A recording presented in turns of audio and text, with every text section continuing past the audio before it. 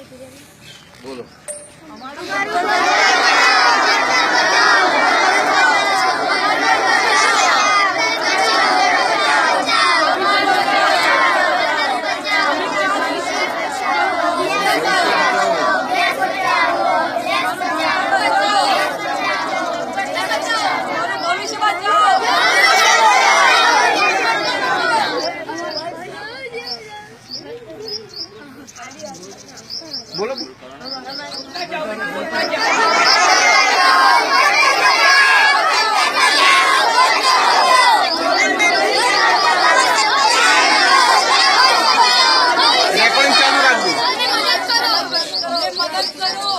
શાંત થઈ જાઓ બિલકુલ કોઈ એક જ સેજે અવાજ ના આવવો જોઈએ। અમે રામદેવનગરના રહીશું અમારા દેશના તમામ ભાઈ બહેનોને મદદ માટે અપીલ કરીએ છીએ કે અમારા રામદેવનગરના બાળકોનું ભવિષ્ય આજે આ સરકારો અમારું કાયદેસરના અમારું સ્થાયીકરણ થઈ ગયેલું હોવા છતાંય એ લોકો આજે તોડવાની નોટિસ આપી રહ્યા છે।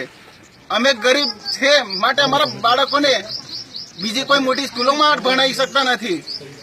એના માટે અમે આ વસાહતોમાં અમને કાયદેસરના કરી આપેલા છે છતાં પણ આ સરકારો આ મકાનો તોડી રહી છે અને અમારા બાળકો જે ધોરણ 8, 9, 10 અને અત્યારે હાલમાં 15મી માર્ચથી 2017થી અમારા છોકરાઓની સ્કૂલની પરીક્ષાઓ થઈ રહી છે।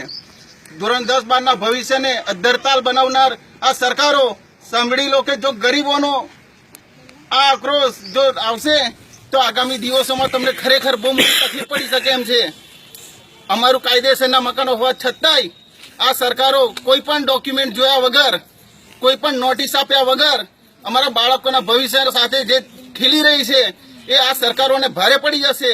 અમે મદદ માંગીએ છીએ કે અમે એવું અમારા દ્વારા તમને અપીલ કરવામાં આવે છે કે પહેલા અમારા કાયદેસરના કાગળિયા જુઓ। એ કાગળિયા જોયા પછી તમને એમ લાગે કે અમે ખરેખર અહીંયા આપણે ગેરકાયદેસર વસવાટ કરતા હોય તમને તોડી પાડો, પણ જો અમારા મકાનો કાયદેસરના હોય તો આ મકાનોને અમારે બચાવવા માટે અમે તમને અપીલ કરીએ છીએ।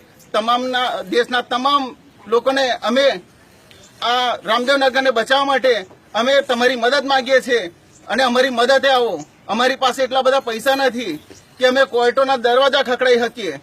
આ લોકો જે મકાનો તોડવા માંગી રહ્યા છે એ લોકો એટલા બધા સક્ષમ